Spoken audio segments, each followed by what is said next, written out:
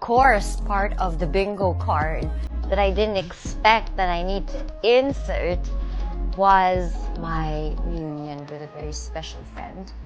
I honestly didn't expect that TJ Monterde, directed by John Fatts and also directed by Irene, that they would invite me to be part of the music. Teka lang. Direct Irene there, who directed that specific part of the music video, was Cherry on Top. Yung barkada-barkada na Develop. nag-bonding, na-develop, May love. nagustuhan na ng girl yung guy, kasi nga may effort yung guy.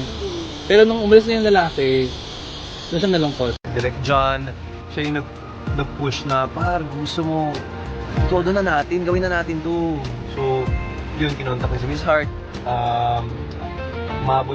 Umabot siya sa kinontak niya si Direct Irene kasi ayaw niya na munang mag-direct ng itong part na to kasi artista nga siya today. Bahal ako also, but you know, it was like John and I's moment na, oh my God, pwede pa pala tayong gumawa ng eksena that was so organic.